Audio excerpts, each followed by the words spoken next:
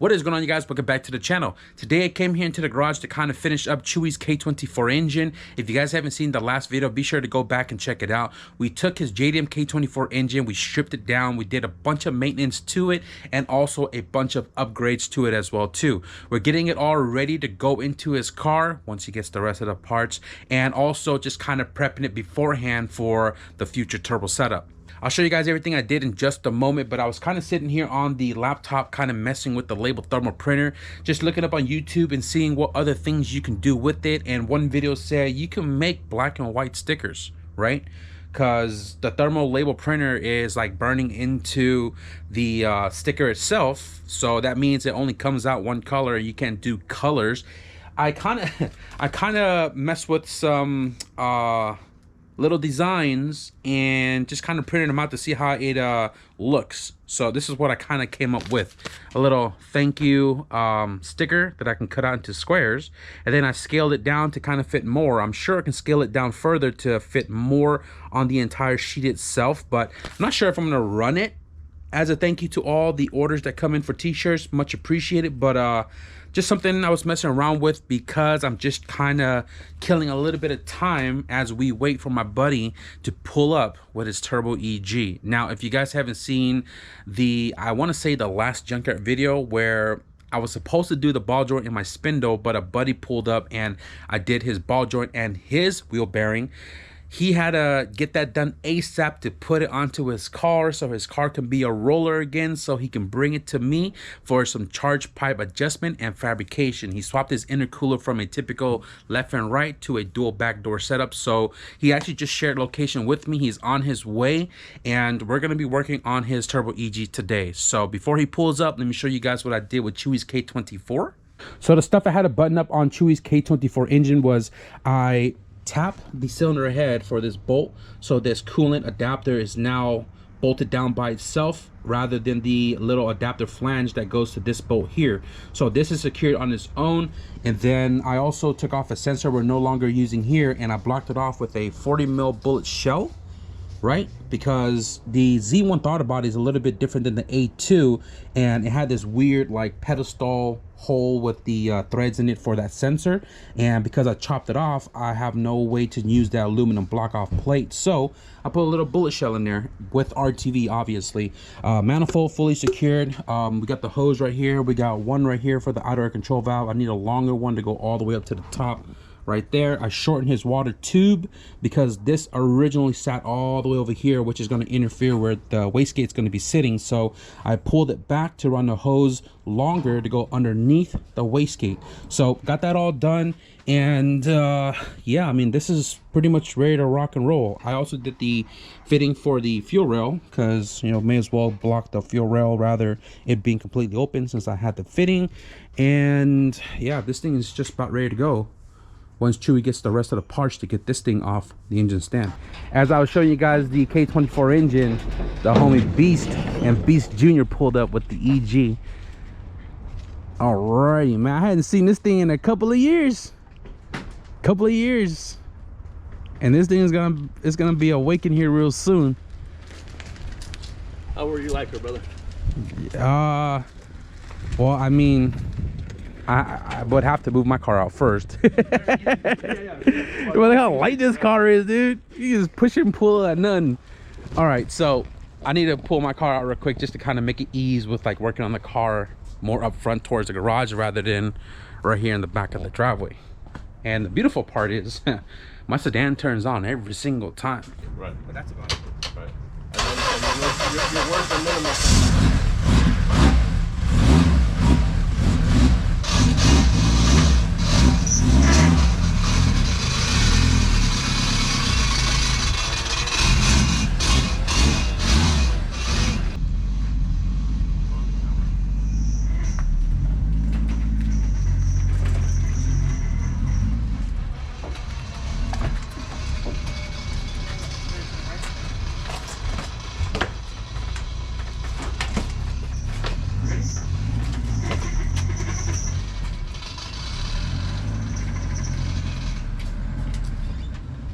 All right, guys, so you got the homies Turbo EG here, and this thing was a running car before, and you did at one point have a bumper.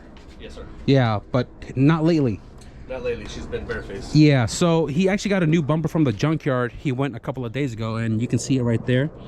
And he wants to put a bumper back on, but with the old intercooler setup, which was built by KELLYBUILT, it has a typical in and out from the left and the right. So it went around to the intercooler, which was ginormous, and then it went around under the frame rail, which is the traditional way between like the EK, the DCs, and the EGs. It goes around up into the intake manifold. This time you're going dual back door. Dual back door. Yeah, so he's rocking with a Speed Factory unit. You actually mocked it up already, right? Yeah, so it's ready. Yeah, you mocked it all up already. Did you make the holes for the mounting on the top? I did. Yep. So this is the Speed Factory dual back door setup. This is like the what, the 600-800 horsepower? It is 600 to 800 horsepower range. Yeah, this thing is a beauty. This thing is a beauty. Yeah, so he had it all mocked up, pushed back as far as he could. He already modified the frame rail here for the charge pipe to the turbo there, and then obviously dual back door. So this one's going to go up into the intake manifold, and all we're doing today is pretty much modify the charge piping on that side. So we're not building a new one, we're just modifying it. That's it. And then come up with another one for this side, because this one wrapped all the way around, and now it should be a short ish 90-45 ish to go to the back door of the intercooler. So now we just got to mock up the intercooler and go from there. Oh, look, that's a good shot right there.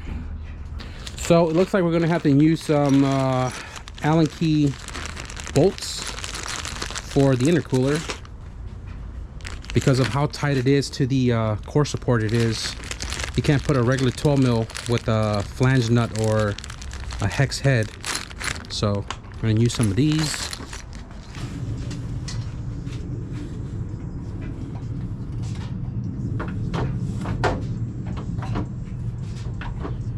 We're gonna need at least a 1/4 inch spacer on here, which not a big deal. Ole, now it's lined up. Sure.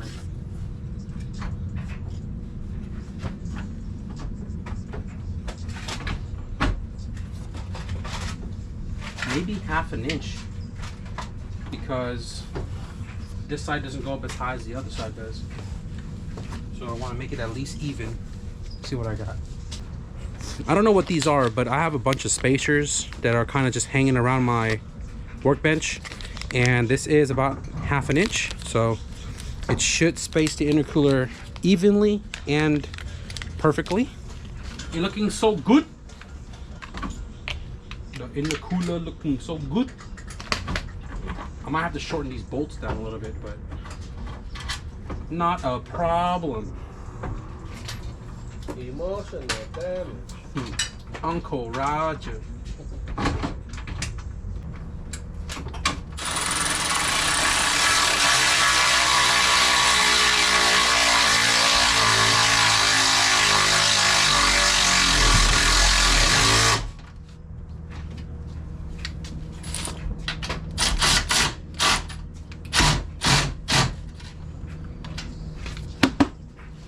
So this side didn't go up as high because the coupler is actually riding up on the core support right there, but it is secured down both with a 1/2 inch spacer, right? And the Speed Factory intercooler doesn't have any bungs on the bottom for a bottom bracket, so it kind of swings out a little bit. But once you have the charge pipe and the hot side charge pipe bolted down and clamped, it's going to be pretty sturdy. I've actually worked with this intercooler like twice before, but definitely going to have to clearance this out a little bit more.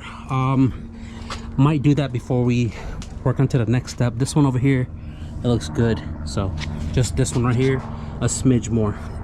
So I had to just take the intercooler off and clearance it because I didn't like that the core support was sitting on the coupler. So now we have about 1/4 inch gap all around, and it has a pretty good clearance on the wastegate. I put a cardboard right there to make sure we didn't puncture it because I was kind of shaking it around. You can see the indentation on the cardboard.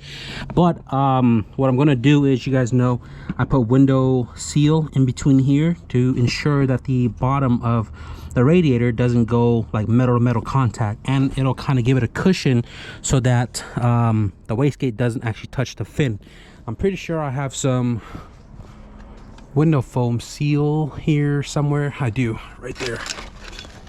You can see a whole roll of them. So we'll apply that a little bit later. Right now, I'm gonna go ahead and just figure out what we're gonna do about the radiator. So I want to set the radiator in place first before the charge pipe, because now we know how much space we have and we can place this where we need it to be, because this thing doesn't have any tabs on the bottom whatsoever and none on the top. And I think this is designed to be bolted from the bottom because they're threaded on the bottom. Again, nothing on the top. So let's figure out how to do that. Radiator tab, guys, I only have this piece left of all my flat stock, and I actually need 2 1/4, but this is only 2 inch wide, so we're just gonna make the bracket a little more narrow, which should be fine because this is pretty thick, right? So I'm gonna measure this out, 1 inch, 1 inch. We're gonna split it in half just so that we can get the 2 1/4 length that we need. Go ahead and mark this. There we go, split in half. And then we need 2 1/4. So 2 1/4, probably give it a little bit more. Do 2. You're gonna do 2 3/8. 2 3/8. Go ahead and mark 2 3/8. Cool. And the hole starts at 1 7/8. So actually, let me find a dead center real quick. So 1/2 inch, let me see. Okay, so we found our center line and the hole starts at 1 7/8. So 1 7/8, 1 7/8, and then we'll draw that line right there. And then this would be our punch point for the bolt that goes into the radiator. So we take a little hole punch and punch out our holes so we can drill it out.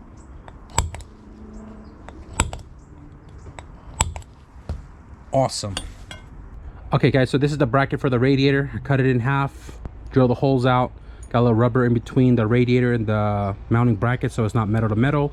The CSF radiator threads are the Honda 12mm bolt. So I'm gonna go ahead and mock this up on the radiator, hold it up in a place where he wants the radiator to sit, and then I'm gonna grind the frame down and then tack weld it in place. If it looks good, fully weld it, and that'll be the mounting point for the radiator.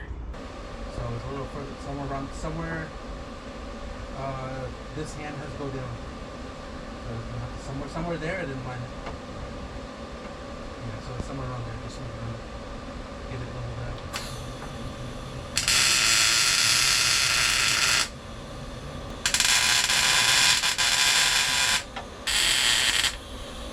Radiator bracket stays welded in place, all painted up as well too. Pretty sturdy, and with just these 2 on the bottom and none on the top, the radiator doesn't move, especially because it's really short with the radiator hose, so it's kind of like a extra support right here. Right now I'm gonna leave the radiator off just to make it easy to work with the charge pipe. So move this out of the way real quick. And if you guys look, the old intercooler piping setup went the traditional way all the way around, and look at this thing, like yeah, what bumper. So we're obviously going back door now, and we're gonna use what we already have, and we're pretty much going to modify like somewhere here. So the homie KELLYBUILT had built the intercooler setup before and utilized whatever was already on the car. So this is excess power, and then Kel modified it down here to go around to the KELLYBUILT intercooler, and we're gonna do the same thing. We're gonna modify somewhere here, and we're probably gonna chop it somewhere there and turn that 90. Instead of going this way, it's gonna go 90 this way. So the part that's gonna take a little time is finding the right length and, you know, pipe and angles and such to get it from here to there. Same on the other side, which you guys can't see, but you know, same ordeal. They're both back door. Let's get to measuring.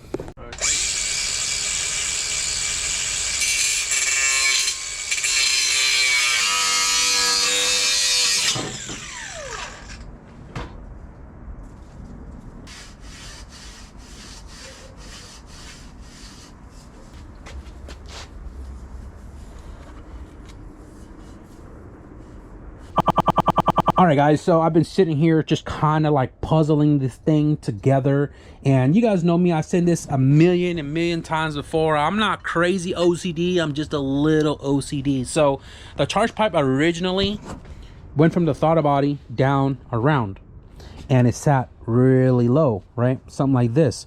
And I kind of like mine to be a little, you know, up and even. That's just my preference, and you actually kind of like it like this too. Yes, so the issue with this is the factory coolant reservoir actually comes into interference with it. So I'm like, well, man, we can keep it in the factory spot. I mean, that would be freaking awesome, right? But with it being in the factory spot and bringing this back down, which again is not a big deal because that's how it was. The problem is it puts the pipe way past the inlet of the intercooler. So it's further down, which means I would have to cut this further up, you know, whatever the case may be. But because we both agreed that it looks better like this, Carlos said that he'll figure out the coolant reservoir somewhere else, so he'll move it if he has to. So based off of that, using the material that we had that was on the car before, just kind of lobbing and chopping and trying to figure out a bend that we can use, I came up with this piece right here. So it's like a 45, and it will go into the intercooler piping and then go up into the charge pipe. But right now I can't fit it up because it's way too long, so I'm gonna have to trim it down. But that's about where we're gonna be with that pipe down there. So I'm gonna go ahead and do some more test fitting and try to get this side finalized so we can do this before it gets too dark, because obviously the sun's gone. All right, so this is the shortened piece of that 90 that I had, and I had to take off the coupler because I was kind of like overthinking this. I originally butted it up and there was a gap back here, and I was like, crap, I don't like that.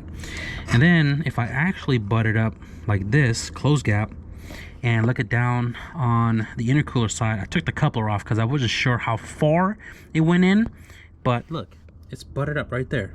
Perfect. Rule of thumb is if you're running a coupler, you want to try to, you know, take up as much of the gap as possible to prevent like a blowout. If you're like big boost, or you're running no blowout valve, or if your blowout valve got stuck, you're not popping a coupler, right? So this looks freaking awesome. And what I'm going to do right now is just probably use my green heat tape and just kind of tape it up so I can mark it up. And if it looks good, I'll B-roll this side first and then weld it to the charge pipe. So I was talking to my buddy here, and I was kind of explaining to him kind of like how I work by myself in the garage. And a lot of times when it's like, obviously a car does not mind coming in for like custom work or whatever, and I'm seeing it first time that day, like I'm seeing this car today, I spend a lot of time just kind of like sitting around and eyeballing everything, right? Just making sure that I'm okay with this, making sure that this is the best way to route things, and so on and so forth. So we spent a cool minute trying to figure out how to do the charge pipe on the driver's side, right? And originally the turbo has a 2.5 straight off of it, and again it had a full piping setup that went around the bumper and all that. And now it's backdoor, so that piece that goes from the turbo to the intercooler is now a shorter piece. Obviously, problem was with the straight and the alignment of the inlet to the intercooler to the turbo, it's offset. It had to be an S shape. Problem with that was it's a really short piece, and I would need hella small crazy angle pie cuts to even get to that straight coupler on the turbo. So my whole thing was like trying to keep it 2.5 to kind of cut down spool time, because volume 3 inch is kind of big for the, you know, hot side, and 3 inch is okay for like, you know, the cold side, right? This thing made, you know, 5+, and the 3 inch will work really well. But we didn't have a choice at this point, because I was looking for a 2.5 45 degree, but I don't have any 2.5 45, but I did have a 2.5 45 3 inch. And this helped me out a lot because I can clock it and literally make a straight shot with a 45 pipe to the intercooler. So if you guys listen to it, it's butted up all the way, look, right? So this is gonna work out. Even though it's a 3 inch on this side, we've kind of knocked out we knocked out a fair amount of piping that originally was for this side. So the volume definitely cut down, and that little short piece is probably about 8 inches. It's not going to affect the spool time. So we're gonna roll with it because this is all we have, and you dyno tomorrow. That's it. We had no other choice, so we just converted over to a 2.5 to 3 inch, and we got it all mocked up and taped up. So now we can start welding. But before we do, I gotta prep all the material. I'm gonna clean up all my tools just to kind of simplify everything, because that's literally the last thing we need to do before this car goes home. It's a repainted bumper. Yeah, so the original color was teal. Teal space. Is it that bottom part of the section? I bet you it's the bottom that grew. You see this lip right here? This big ass lip? Yeah. I think that's what's hitting it. Yeah, that it is. You're right. Yeah, because the intercooler goes further down, so. Yeah, that's what's stopping it. So a little cut in there. We'll get it going. But I think it'll fit though. Just snug it right underneath it. No, I think when you cut that bottom lip off, I think it goes right on. Oh yeah, so that's what Kerry was saying. He's also, when you trim it, make sure you start trimming a little bit. Little at a time. So If you gotta keep trimming the face, just trim the face a little at a time. If you really look at it, you see how it's slanted? Yeah. So if anything, you don't need to cut the whole grill. You probably just cut to about right here. Yeah. If you need to be. But I know for sure fact, that gotta go. That gotta go. Yeah. But hey, a lot better than the other piping. Shoot.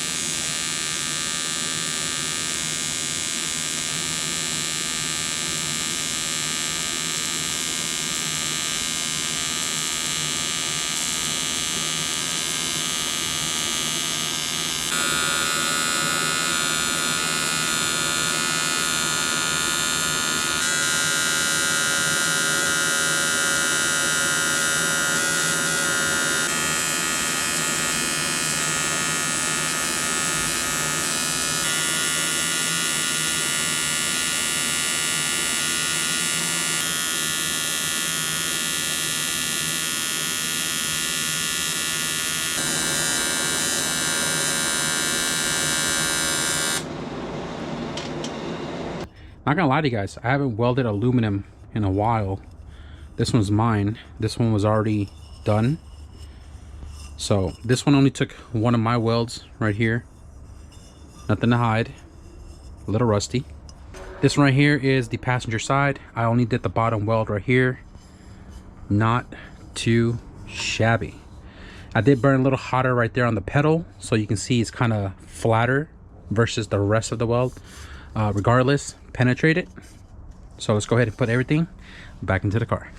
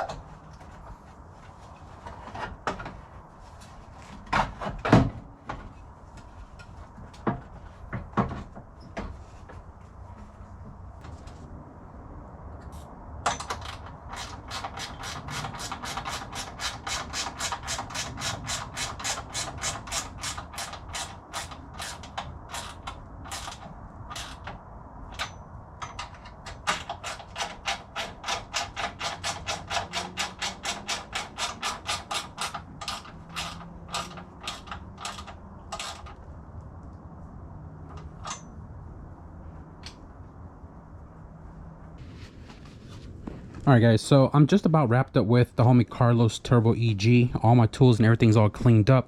The only thing left is his box, his extra charge pipes that we had to chop up to modify the new setup that's done here on his car. So today kind of just like, I guess it just kind of went out the window when you have friends around and, you know, seeing the car for the first time, not knowing how to go about, you know, the fabrication with the new setup. I had to like change my idea a couple of times to kind of fit it up the way I'm okay with, and obviously having the homie here, he can kind of look at it and see if it's okay with him. So after kind of back and forth, you know, with fighting my brain about how I wanted to run things, we finally got it all situated and everything is now reinstalled back into the car. So what we did today, guys, first thing is first, mounted up the new Speed Factory dual backdoor 800 horsepower intercooler. This thing is freaking amazing. I would love to run one of these on my cars, but you guys know the EF, we don't have a lot of space, and if you're not center feed, makes no sense to run a dual backdoor when your manifold and everything's all the way over here. So new Speed Factory intercooler installed with Allen key bolts with 1/2-inch spacers, and I did cover up the fins because I didn't want to mess up the fins in the front when I'm like leaning up on it. After we did that, we made the new mounts for the CSF radiator. This is new to him as well too. He had a half core on it before, and he switched over to this guy with the swirl pod and all the new goodies with this setup, and this thing secured, not going anywhere. It got rubber grommets on the bottom, so it's not metal to metal contact. And then we modified the charge pipe, which you guys saw went all the way around, stuck out like crazy on both sides actually, and we pretty much altered the existing piping setup to go to the back door, which you guys saw. We chopped it right there, added this 90 to go straight into the intercooler. This one we got rid of the entire like hot side charge piping, which is, I believe it's this one. Which way was it? I believe it was like this. So we got rid of all of this all together and just did a 45 right there at the bottom, and that's all secured except we are missing a 3-inch T-bolt clamp because this was 2.5 to 2.5. This guy right here, and he just needs a 3, which he has at home because like I said, he tunes tomorrow. So got that all done, and now with both charge pipes installed into the intercooler, this thing is super duper solid. So obviously you're seeing, you know, down pipes not there. He actually had a down pipe, but he's going up pipe, so I think he has it here as well too, but it's not on because the hood is not cut. And I want him to obviously modify the OEM front bumper himself.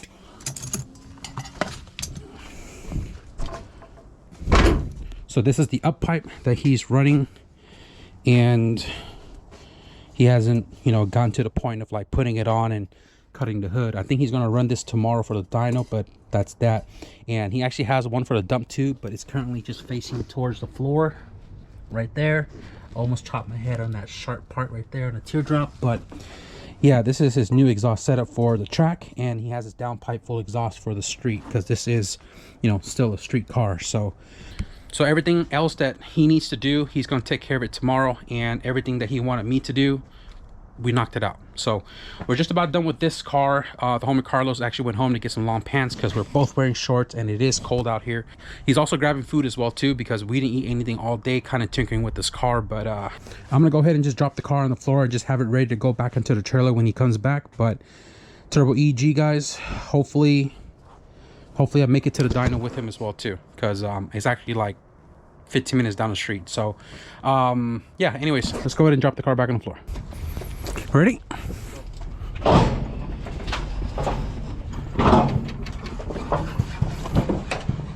Door cleared? Right there. Got it.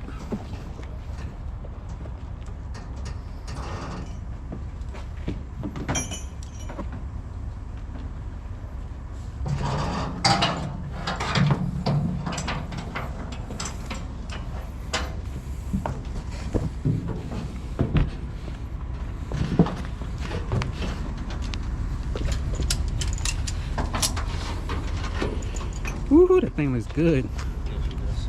Got little blue fangs in the front.